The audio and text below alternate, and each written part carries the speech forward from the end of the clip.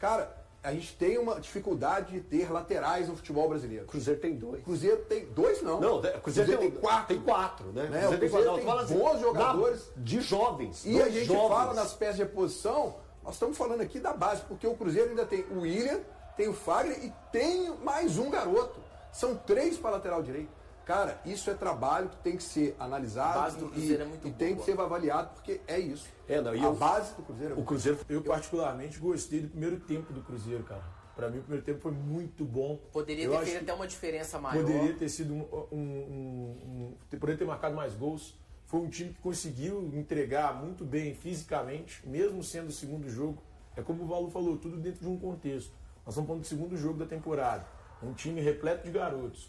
Os 2 jogadores que estão ali, pelo menos na linha de frente, entre os principais seriam o Arroio e o Chico da Costa. Se a gente pensar num time titular, o titular, na verdade, é o Arroio apenas. Os outros todos são considerados reservas. Mesmo os 2 zagueiros que entraram ontem.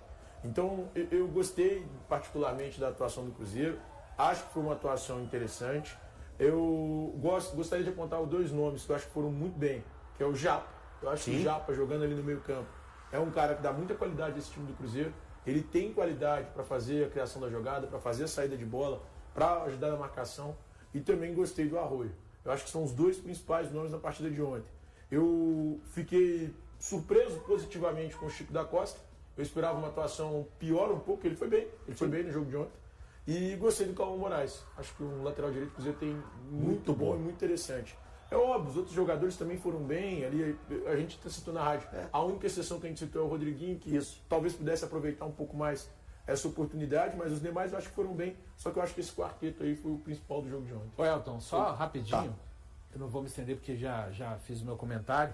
Acho que o torcedor do Cruzeiro, se a cada jogo ele pudesse desligar os televisores do futebol europeu para que não vejam o Cauã Prats, é realmente...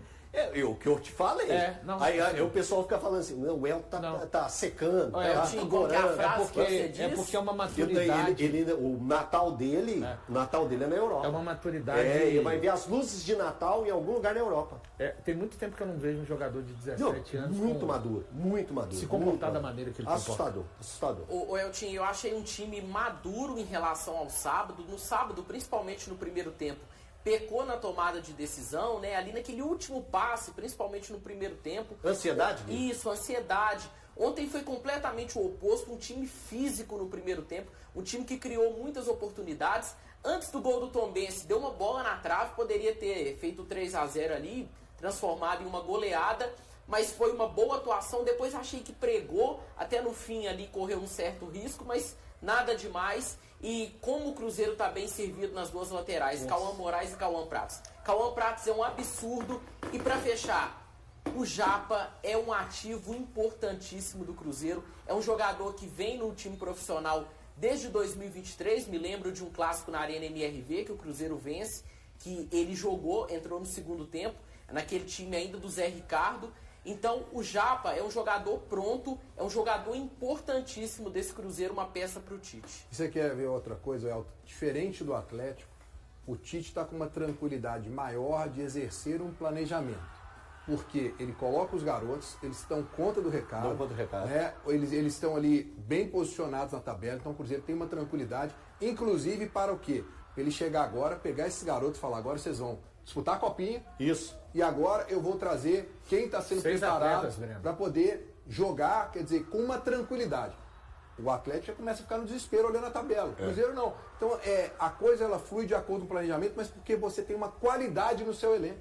O Guilherme falou algo aqui que eu já ia falar. Cara, a gente tem uma dificuldade de ter laterais no futebol brasileiro. Cruzeiro tem 2. Cruzeiro tem 2 não. Não, Cruzeiro tem 4. Tem 4, né? O Cruzeiro tem bons jogadores. De jovens. E a gente fala nas peças de reposição, nós estamos falando aqui da base, porque o Cruzeiro ainda tem o William, tem o Fagner e tem mais um garoto. São 3 para lateral direito. Cara, isso é trabalho que tem que ser analisado. A base do Cruzeiro é muito boa. Tem que ser avaliado, porque é isso. Base do Cruzeiro é o Cruzeiro foi visionário também, né? Que o Cauã Moraes, o Cruzeiro vai buscar. O Cruzeiro busca no Furacão. E aí é um trabalho de scout. Que vai 18, acertar né, todas. 18? O Cauã Moraes? 19. A voz da consciência veio veio aqui. 19 anos, mas foi uma visão de mercado do Cruzeiro que buscou e viu. Esse moleque tem talento, esse moleque tem capacidade. Para ser desenvolvido. Vai ser desenvolvido e já demonstra maturidade, que é um negócio que a gente... É muito importante. Falar maturidade dentro do futebol, ela é muito importante, porque ela vai se ganhando com o tempo, se conquistando com as derrotas, com as vitórias, com as situações vividas. E o Cruzeiro, cara, o Praxis é piada. O Praxis é um negócio assim... Eu falei um dia com o Valu, peguei e falei assim, Valu, ele é pronto. Ele é pronto. Ele é pronto. É até assustador pegar e chegar e falar assim, eu tô batendo nessa tecla, porque, cara, ele é pronto, gente. Ele é pronto. Ele vai melhorar, mas pronto Isso. ele é. Ele pronto, ele é. O Tite já elogiou. Ele vai evoluir ainda mais. Aspectos defensivos, ofensivos. Ele vai fazer parte do próximo ciclo de Copa do Mundo. Escreve o que eu estou falando. Ele é o jogador que vai fazer parte do novo ciclo. Quando vier aquele... o primeiro amistoso... Ó, a profecia que eu estou fazendo. Olha, primeiro amistoso pós-Copa do Mundo em outubro. Esse moleque vai estar. Escreve o que eu estou falando. Vou falar assim... Que isso, Elton? Nem... Escreve. Mas aí, escreve, então, aí de acordo com a sua previsão também, ele vai ser convocado, mas ele não vai estar no Cruzeiro. Não, vai ser o período da transferência. O Natal dele, as luzes de Natal de 2026 vai ter neve no fundo. A cara do Valu. Tô pensando aqui. Sabe o que eu pensei? Se não dá pra ele passar o Natal, por exemplo, em Gramado, não? Eu falei neve, tá vendo? Eu falei neve, eu meti neve. Eu já falei isso com o Eltinho. Ele vai passar as férias em Nova York.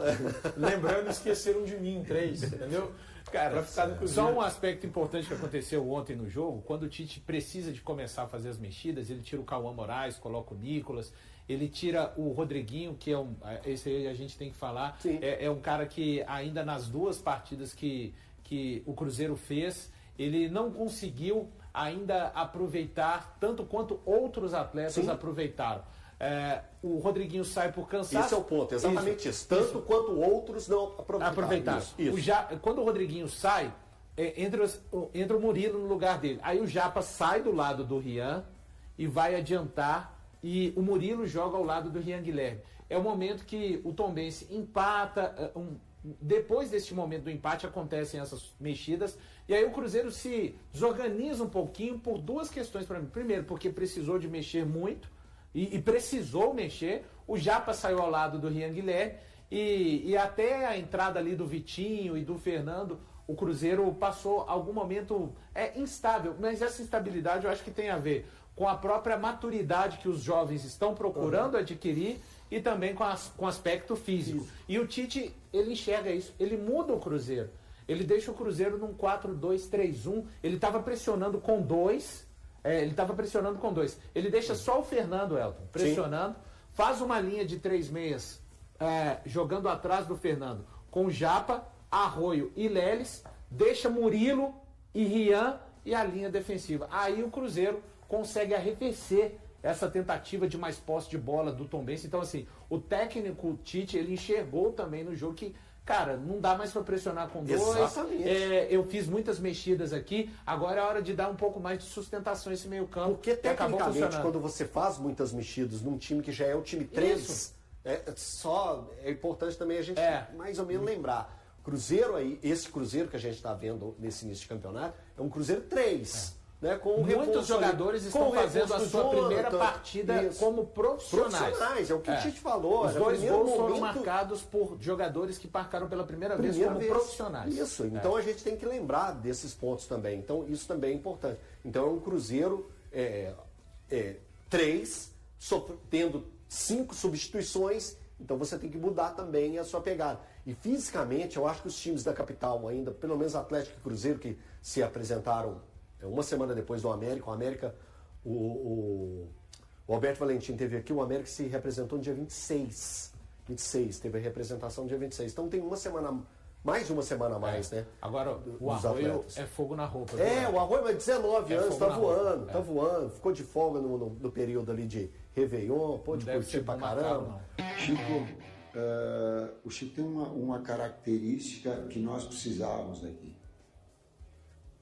O Caio ataca espaço,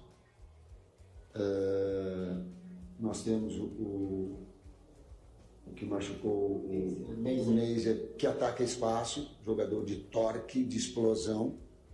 E nós precisamos de um jogador de retenção na frente, para que nessa bola que entra no pivô, as infiltrações e as aproximações acompanhem. E o Chico, eu conheço ele, vocês conhecem também, ele tem essa característica muito marcante. E muito inteligente para a tabela curta. Se infiltrar com ele, daqui a pouco ele deixa alguém na cara do gol. Afora a presença de área, bola de cabeceio. Então, ele vai agregar, né, vai condicionar fisicamente para ter uma continuidade também maior no aspecto físico, para agregar possibilidades diferentes que elas possam acontecer no jogo. Eu tô com um medo danado escutando o Tite falando aí do Chico da Costa aí, deu virar um meme danado no meio da temporada. Virar até funk, até rap. Usando eu falando assim, ó. Chico da Costa não tem perfil para jogar com a camisa do Cruzeiro. Chico da Costa não pode jogar com a camisa do Cruzeiro. Não tem peso para jogar com a camisa. Vai virar um meme danado isso aí. É porque ontem, quem não acompanhou, eu falei que o Chico da Costa não é atleta para vestir, né, da envergadura da história da camisa do Cruzeiro nesse momento. Né? Mas o futebol está aí para provar todo dia que comentarista esportivo está pronto para queimar a língua o tempo inteiro. E é assim que a gente gosta. É desse jeito que a gente gosta. Boluzão, eu queria te ouvir sobre as declarações do Tite. E o Tite acaba dando uma entregada, né? Ele teve a do Matheus Pereira, a do Neiser também. Que a gente, em hora nenhuma, a gente falou machucado. Sim, sim. A gente falou poupado. Aí o Tite pega e fala assim, aquele que está machucado. É o Neiser. E quando o Tite fala, é uma característica que nós precisávamos, a comissão técnica do Tite, né? A gente tem que deixar isso bem claro. Provavelmente, se seguisse o trabalho anterior do técnico Leonardo Jardim, talvez o Cruzeiro não fosse atrás dessa característica. E quando ele fala, daqui a pouco ele deixa alguém na cara do gol, para contextualizar, eu sei que todo mundo viu o jogo, todo mundo conhece as características do Chico, mas é ali aquele pivô, né? Aquela tabela curta. Você não vai ver o Chico da Costa voltando, saindo lá da referência, vindo no meio campo. Ele pode até dar, ontem ele deu uma virada de jogo, Thiago, no segundo tempo ele inverteu o jogo lá pro Arroio, deixou o Arroio assim, numa situação livre, mas é aquilo, ele deu um passe assim pro Rodriguinho, passes curtos, né? Ele é aquele cara realmente para fazer a parede, para arrastar, o próprio, alguém vai achar assim, esse cara tá viajando, mas é aí a maneira como cada um vê futebol. O segundo gol do Cruzeiro tem um pouco dessa coisa do atacante que arrasta a defesa para dentro da área e faz, e é claro, tem o mérito do volante que avança, chega na meia-lua, mas os zagueiros estão lá dentro da área preocupados por quê? Porque lá tem um centroavante com característica... Ele no salão. Fiquei pensando nisso, viu, Thiago? Ele no salão. Tipo você no futebolzinho assim. Foi bom, foi bom. Tite demonstrou grande satisfação na entrevista coletiva após a vitória por 2-1 sobre o Tombense, a primeira dele à frente do Cruzeiro. O treinador explicou o motivo da alegria, afirmando que o sentimento também estava presente no vestiário do Parque do Sabiá. Há triunfos que deixam o treinador ainda mais contente, principalmente quando se trata de um time que nunca havia atuado junto e com atletas que sequer tinham vencido como profissionais. O resultado foi consequência da atuação. Eles também têm muitos motivos para comemorar, afirmou Tite. Assim como na estreia do Campeonato Mineiro, quando o Cruzeiro foi derrotado por 2-1 pelo Pouso Alegre, o técnico optou por uma formação mista, reunindo jogadores que costumam ser reservas e jovens revelados pelas categorias de base. A proposta é preparar melhor o elenco principal para a sequência da temporada. Para o próximo compromisso, a expectativa é de que mais atletas considerados titulares estejam em campo. No sábado, às 18h30, a Raposa enfrenta o Uberlândia no Mineirão, pela terceira rodada do estadual. E aí, galera, o que acharam? Deixem suas opiniões nos comentários. Não se esqueçam de deixar o like, se inscrever no canal e ativar o sininho para receber as notificações. Até mais, Nação Celeste! Vamos pra frente!